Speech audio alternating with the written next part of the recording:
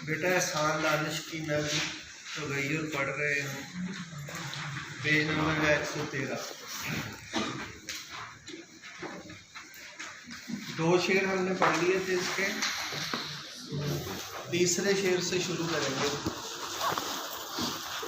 सूए खज़ां बहारे गुलिस्तां रवाना है, हर बर्ग का सुकून सरापा फसाना है। निकहत की कोशिशें के निकलना नसीब हो, मौसम को ये लगन के बदलना नसीब हो। सूए खज़ां,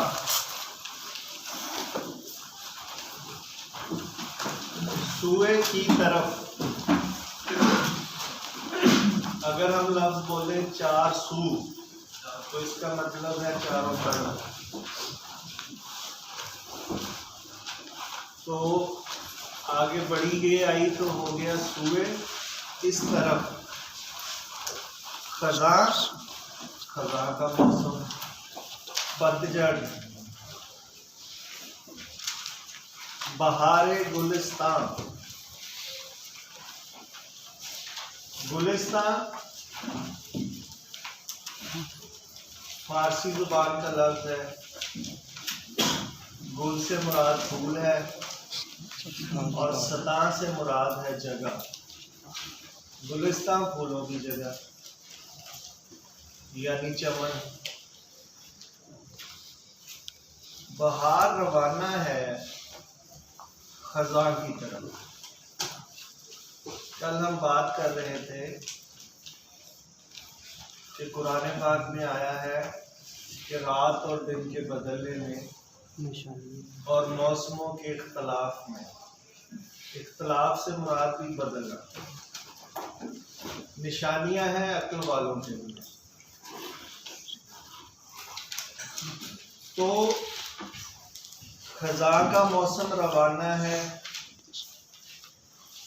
बहार की तरफ, बहार का मौसम रवाना है खज़ां की तरफ।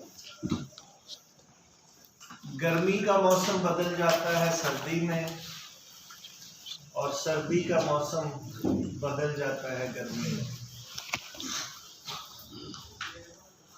ये तब्दीली ही इस दुनिया की खूबसूरती है, और दूसरे मानों में अगर हम कहें तो ये तब्दीली ही इस कायनात की जिंदगी है।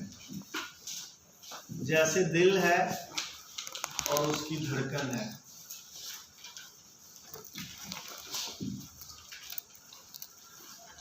धड़कन की वजह से दिल जिंदा है। तो इसी हरकत और तब्दीली की वजह से ये सारी कायनात जिंदा है।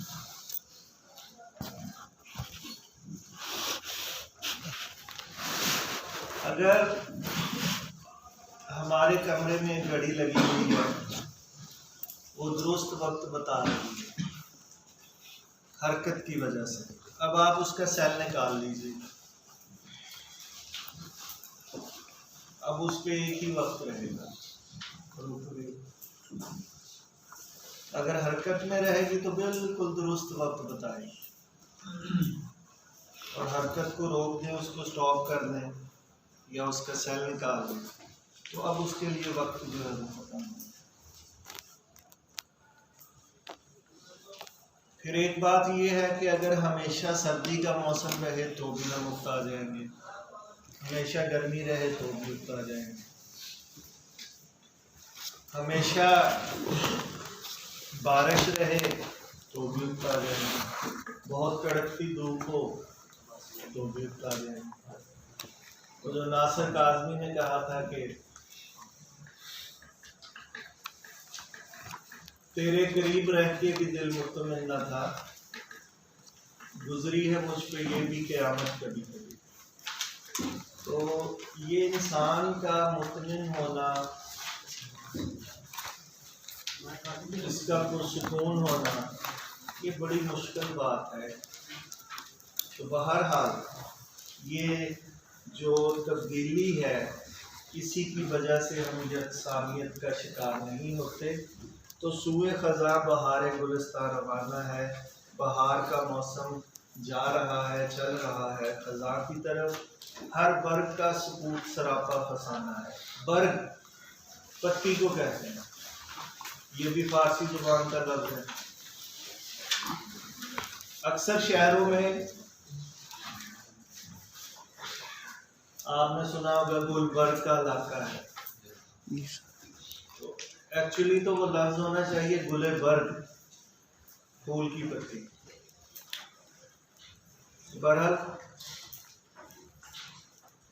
बर्ग जो है वो उसका सुकूत कहते हैं खामोश हो जाना, ठहर जाना, रुक जाना। सरापा फसाना है।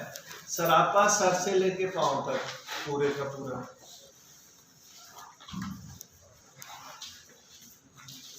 फसाना है, उसके अंदर एक कहानी छुपी है, एक भेद है, एक राज है। अब इसको ऐसे समझ लीजिए, एक पत्ती अगर हम दरख्त से तोड़ लेते हैं और उसका एनालिसिस करते हैं, तज्जिया करते हैं, तो हमें उसके अंदर एक ऐसा निज़ाम मिलेगा, एक ऐसा सिस्टम। हर पत्ती एक फैक्ट्री है, एक कारखाना है।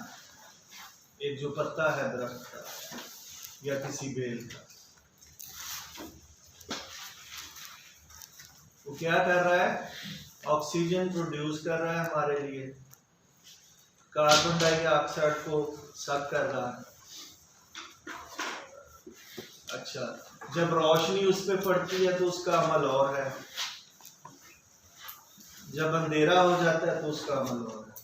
वो पत्ती खामोशी से है, अपने दरख्त के साथ या उसके बेल के साथ खामोशी से लटकी हुई है, लेकिन अगर उसके अंदर भी झांकेंगे तो 100 भेद नजर आएंगे। मैंने आपसे कहा पूरा एक कारखाना है, एक फैक्ट्री है। इसीलिए कभी आपने नाम सोचा कि ये दरख्त को हम क्या कहते हैं? प्लांट कहते हैं। प्लांट के क्या, हमने फलाने ने फलां चीज का प्लांट लगाया, यानी कारखाना लगाया, फैक्ट्री लगाई। तो ये एक दरख्त बजाते खुद एक कारखाना है, एक फैक्ट्री। फिर उसके पत्ते के अंदर क्या क्या तब्दीलियां हो रही हैं। तो ये सारी की सारी कायनात एक मुकम्मल कहानी कहते हैं। और ये पत्ता हमेशा से नहीं था और हमेशा नहीं रहेगा, कल तो गिरेगा और उसी दरख्त के नीचे सूख के जड़ के इसी मिट्टी में मिल जाएगा। लेकिन ऐसा नहीं है कि वो हमेशा मिट्टी में ही मिला रहेगा, कल को फिर निकल आएगा, वही उसकी खाद बन जाएगी उसी मिट्टी से, और फिर एक और रूप ले लेगा। वो जो मुस्तफी ने कहा था ना कि खूने शहीद इश्क न ज़ेरे ज़मीं रहा, तो ज़ेरे ज़मीं कोई चीज़ नहीं है। यही फूल, यही पत्तियाँ इन्हीं दरख्तों के नीचे गिरते हैं, उसी मिट्टी में मिलते हैं, और फिर बहार के मौसम में एक नया रूप ले लेके सामने आ जाते हैं। तो ये कायनात जो है ये बैक वक्त बहुत नई भी है और बहुत पुरानी भी है। हमारे अंदर हमारे तमाम बाप दादा जितनी भी हमारी वो जिंदा है हमारे।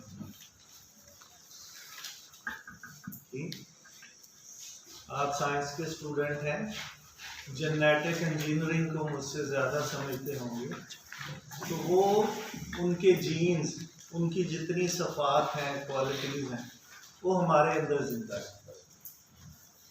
वो हम अगली नस्ल को दे के हम भी ख़त्म हो जाएंगे और वो आगे नस्ल में जिंदा रहेंगे। इसी तरह ये इर्तिका होता रहेगा। तो ये कायनात एक बहुत भेद भरी चीज़ है, फसाना कहानी, और इस कहानी के 100 पहलू हैं, 100 रंग हैं। अच्छा, अब चौथे शेर की तरफ चलते हैं। निकहत की कोशिशें के निकलना नसीब हो। निकहत बेटा खुशबू को कहते हैं।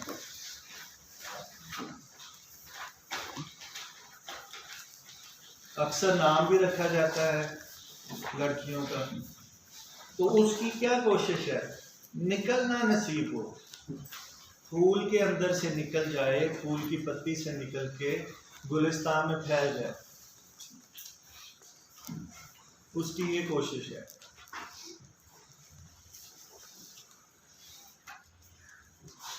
इसीलिए गुलिस्तान को बूस्तान भी कहते हैं। बूस्तान, बू के मानी फारसी में खुशबू के हैं, बूस्तान। स्तान के क्या मानी थे, जगह। तो खुशबुओं की जगह, खुशबुओं की जगह कहाँ होगी, जहाँ भी फूल होंगे।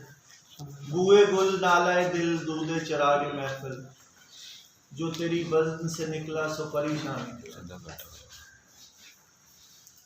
मिर्जा गालिब का बहुत मशहूर शेर है, बुए गुल फूलों की खुशबू, नालाए दिल दिल से निकलने वाली आह, दूधे चिरागे महफिल महफिल में जलने वाले चिराग का धुआं, जो तेरी बज़्म से निकला सो परेशान। तो इस बज़्म से जो निकला है परेशान के लफ्ज़ी मानी है बिखरा हुआ, बिखर जाना। ये फारसी अल्फाज पे अगर हम गौर करें तो वो दो दो लफ्ज़ों से मिलके बने और उन्हीं के अंदर उनका मानी मौजूद है। परेशान होना, किसी चीज़ का बिखरा होना, जुल्फ़े परेशान, बिखरी हुई जुल्फ़। चूँकि जब हम परेशान होते हैं हमारी जहन मुंतशिर होता है, ख्यालात बिखरे हुए होते हैं, तो उस कैफियत का नाम रख दिया परेशान। मैं भी बड़ा परेशान हूँ। अब ये दोनों तरह से बोला, असल लफ्ज़ तो परेशान है लेकिन परेशान भी हम उसको बोलते हैं। तो उसमें हमारी सोच मुंतशिर होती है। तो खुशबू बिखर रही है और कुछ वक्त के बाद खत्म हो जाती है। फूल सुबह खिलता है, शाम को मुरझा जाता है। तकरीबन एक दिन की जिंदगी है फूल। इसीलिए मीर तकी मीर ने कहा था कि गुल को होता सबा करार है काश, रहती का दिन बहार है काश। अच्छा, मौसम को ये लगन के बदलना नसीब हो। लगन, चाहत, शौक, जुस्तजू। तो मौसम को ये लगन है बदलना नसीब हो, कि वो तब्दील होता रहे, बदलता रहे।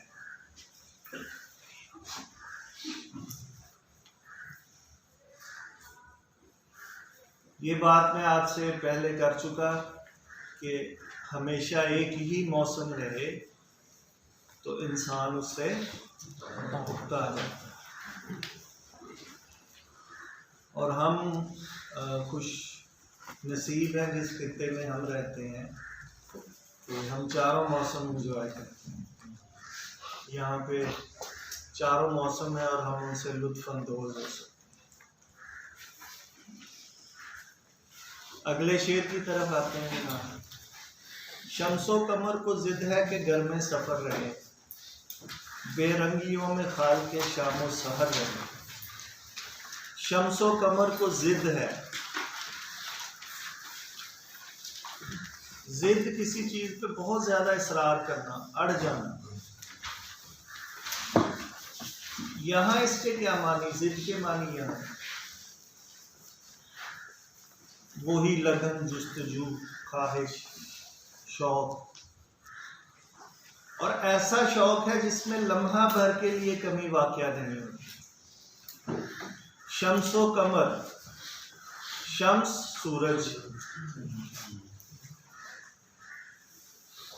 कमर चांद,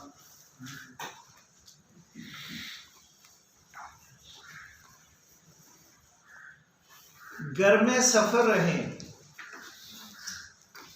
एक लफ्ज आपने सुना होगा सरगर्म, सरगर्म जो हरकत में हो। तो घर में सफर रहे, यहाँ मुराद है सफर करते रहें। और आपने देखा है कि कायनात की जो बुनियादी हरकत है वो किसमें है? सर्कल में है, दायरे में। अगर आपसे मुझसे कोई पूछे कि जनाब कायनात का बुनियादी नुक्ता क्या है, तो मैं वो कह सकता हूँ, जो मैं समझा हूँ वो दायरा है या गोलाई है। आप देखें जितने भी अजराम फल्की हैं तो क्या है? गोल है। गोल नहीं तो बैजली शक्ल के होंगे।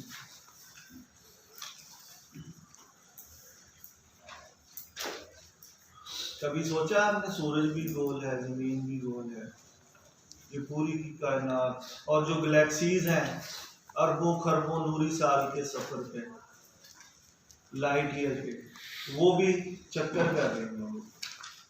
ये नहीं है कि पहले कोई इधर को जा रहा है, फिर इधर जा रहा है, फिर इधर आ रहा है। मुरब्बा टाइप कोई चीज नहीं है। हर पूरी कायनात क्या है? गोल है, सर्कल में है। खुद भी जो इसके अजराम कहते हैं जुज को, मसलन चांद कैसा दिखाई देता है? गोल दिखाई देता। सूरज गोल है, और फिर गर्दिश भी गोल है, और वो एग्जैक्ट है। फिर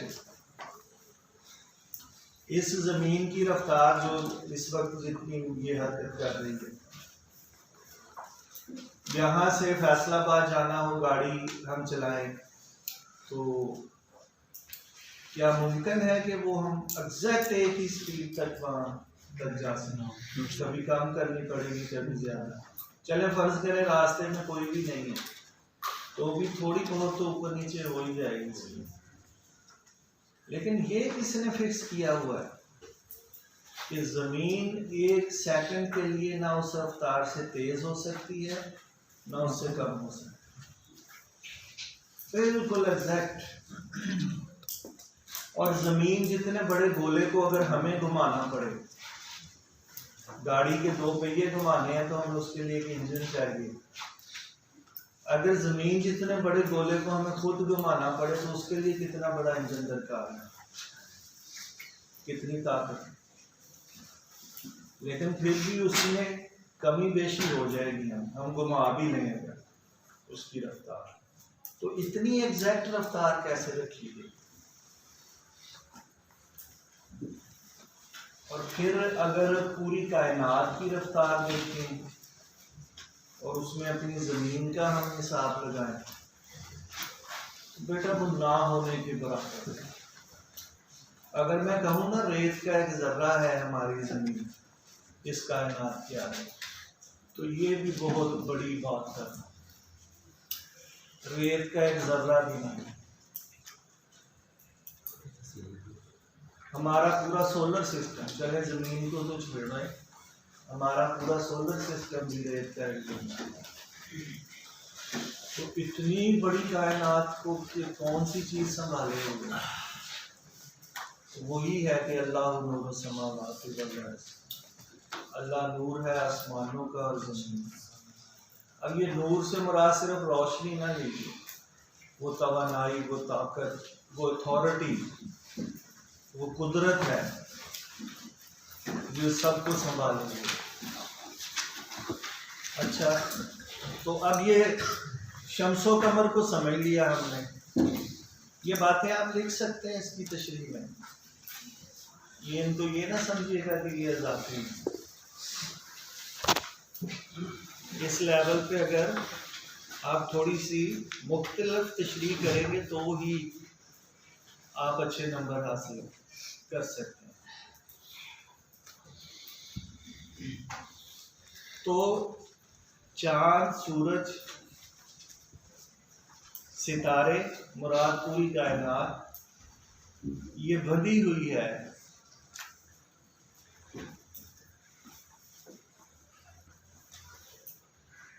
एक निज़ाम के अंदर और उसमें चलती जा रही। अच्छा,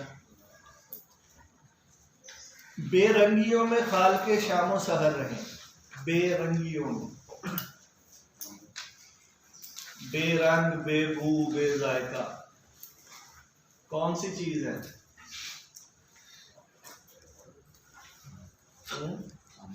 सोचा कभी आप? पानी का रंग है। कुछ बच्चे हल्का हल्का बुड़बुड़ा रहे हैं, लेकिन उन्हें यकीन नहीं, पानी है, रंग है, बेरंग है, बेबू है और बेजायका है, लेकिन बड़ा अहम है हमारी जिंदगी के लिए। पानी का रंग बता सकते हैं आप क्या है? सर जी जो ब्लू इमेजिनरी है सिर्फ,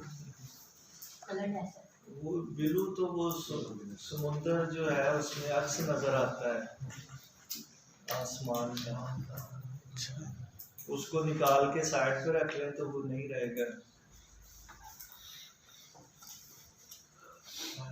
तो ना इसका जायका है, ना इसकी बू है और ना ही इसका रंग है।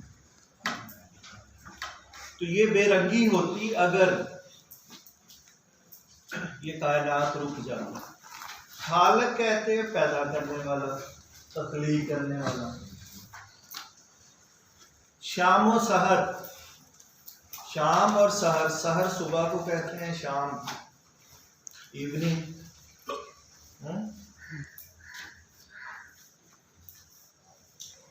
सूरज चांद सितारों की गर्दिश बशमूल ज़मीन की गर्दिश और पूरे हमारे सोलर सिस्टम की गर्दिश और फिर पूरी कायनात की गर्दिश, इसी की वजह से हम ये ज़मीन पर सुबह और शाम देखते हैं, दिन और रात देखते हैं। हमें नहीं पता एक रात के अंदर हम कितने बड़े कायनाती निज़ाम से गुजर चुके हैं, कितने बड़े कायनाती अमल से गुजर चुके हैं। रात को जब हम सोए थे तो जमीन उस जगह में नहीं थी बेटा जिस जगह पे अब है, ठीक? तो अगर मैं कल भी जाहल था और आज भी जाहल रहूं तो इसका मतलब मैं जिंदा तो नहीं था। अगर कल मेरे पास कुछ इल्म नहीं था और आज भी ना हो तो इसका मतलब मैं तो डेड हूँ। इसलिए मेरे गुज़श्ता कल से मेरा आज बेहतर होना चाहिए। इसी तरह रोज़ बेहतर होते होते इंसान एक मुकाम और एक मर्तबे तक पहुँच जाता है।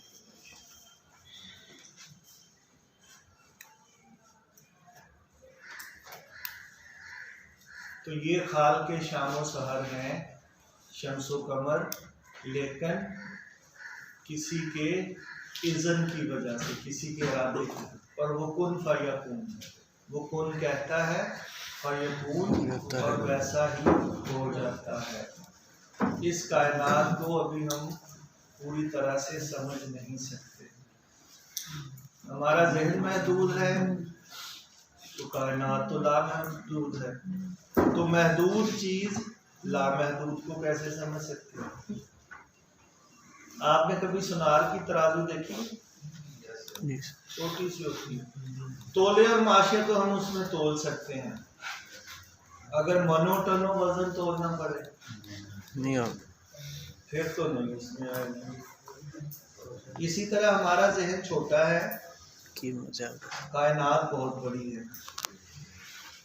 लेकिन इससे ये मुराद नहीं है कि हम बिल्कुल हाथ पाँव जो है वो फैला के बैठ जाएं या हाथ पे हाथ धर के बैठ। हमारी इस बॉडी के अंदर ये जो सुपर कंप्यूटर दिमाग है इसकी बड़ी सलाहियतें हैं, और अगर कोई इससे काम लेना शुरू कर दे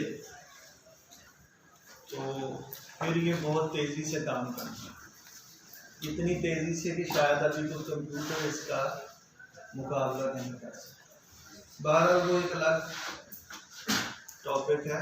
कायनात बहुत वसीम है, हम छोटे हैं, महदूद है, लेकिन बहरहाल फिर भी हमारे जहन में बेशुमार सलाहियतें हैं, इतनी ज़्यादा हैं कि कम अज़ कम अपनी पूरी ज़िंदगी में हम अपने दिमाग का 10% भी इस्तेमाल नहीं करते। इतना कुछ है इसके अंदर। आगे अब समझें कि आप कंक्लूजन पे आ रहा है शायद। कंक्लूजन कहते हैं नतीजा। सारी बहस के बाद जो आप उसका जौहर निकालते हैं तो वो है कि शहरों में इनकलाब, बियाबान में इनकलाब। नज्म है तो एक ही रहेगा टॉपिक, ख्याल एक ही रहेगा, लेकिन उसको ज़रा मुख्तलिफ तरीक़ों से शायद बयान कर रहा है। कभी एक चीज़ की मिसाल दे के कभी दूसरी चीज़ की मिसाल दे। शहरों में इनकलाब, बियाबान में इनकलाब। अब शहरों से मुराद आप ले लें जहाँ आबादी है, जहाँ कोई है। बियाबान से ले लें जहाँ पे कुछ नहीं है।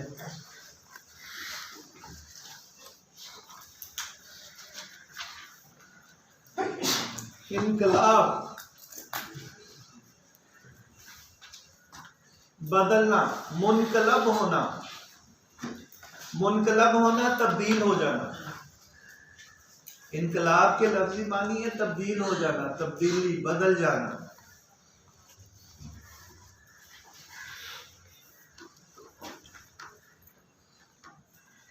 तो जहां पे कोई है वहां पे भी तब्दीली है, जहां पे कोई नहीं है वहां पे भी तब्दीली है।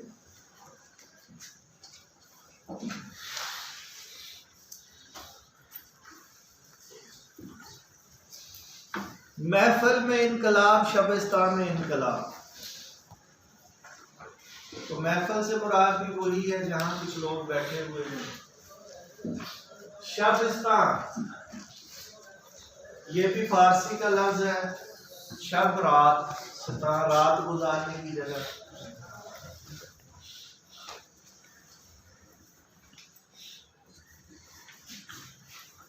तो अब कोई जाग रहा है तो भी बदल रहा है, तो सो गया है तो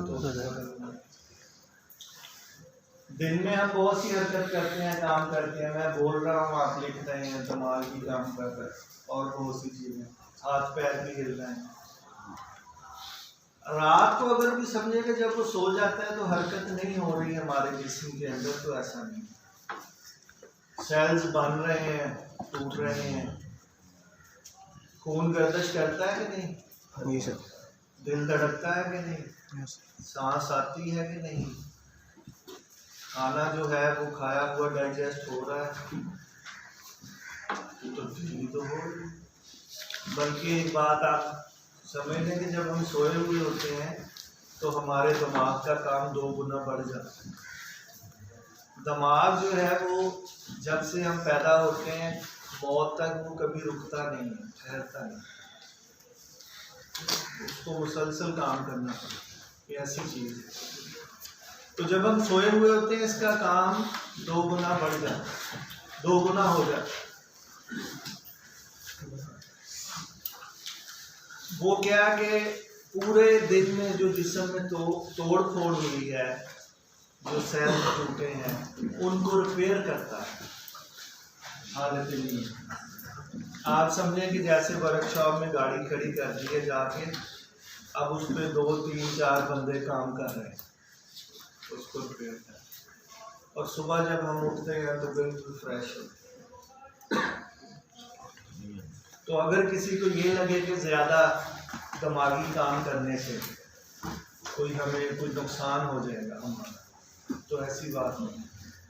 हम डरते हैं, पता नहीं मेहनत करने से, पढ़ने से, पता नहीं कोई मौत वाक़या हो जाएगी तो हमारे दिमाग का नुकसान है, तो ऐसा नहीं है, इसका नुकसान नहीं है।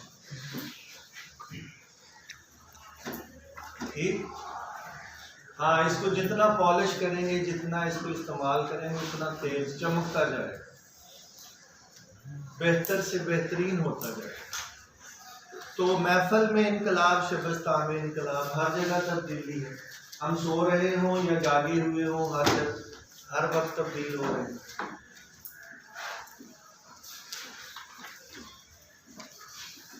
जी आखिरी शेर, किस पर यहाँ तगैर नौ का फसू नहीं, इस बज़्म में नसीब किसी को सुकून नहीं।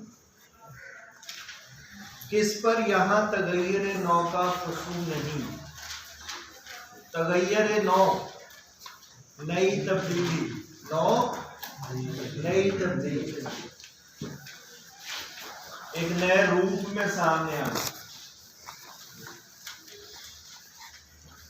इस बज़्म में नसीब किसी को सुकून नहीं। अब बज़्म से मुराद ये कायनात, ये दुनिया दे दें, किसी के नसीब में, किसी के मुक़द्दर में सुकून नहीं है।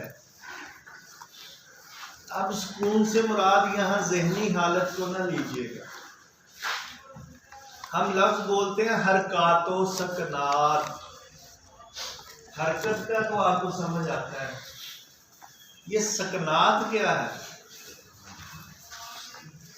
सुकून से है, रुक जाना, ठहर जाना।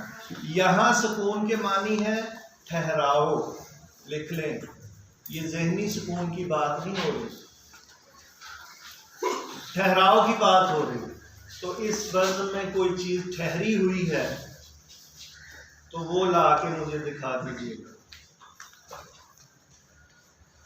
फसूं का लफ्ज़ शायर ने बड़ा अच्छा इस्तेमाल किया। जैसे कोई मंत्र पढ़ के इस कायनात पर फूंक मार दी गई है, जादू कर दिया, फसूं जादू को कहते हैं। कोई चीज रुक ही नहीं रही। आज आपने जाके सोचना है और कल आके मुझे बताना है कि कोई चीज ऐसी हो जो आपने रुकी हुई या ठहरी हुई देखी, बिल्कुल साथन। और यकीनन मेरा ख्याल है आप साइंस के स्टूडेंट हैं, जब एटम के अंदर हरकत हो रही है तो फिर कैसे हम कह सकते हैं जो चीज़ रुकी है? न्यूक्लियस है, न्यूट्रॉन है, प्रोटॉन है, तो सब के सब हरकत है। तो आज का ये लेक्चर यहाँ ख़त्म करते हैं। वैसे नज़्म ही जो है वो ख़त्म हो गई है, तो कल बेटा इसको आप अच्छी तरह से तैयार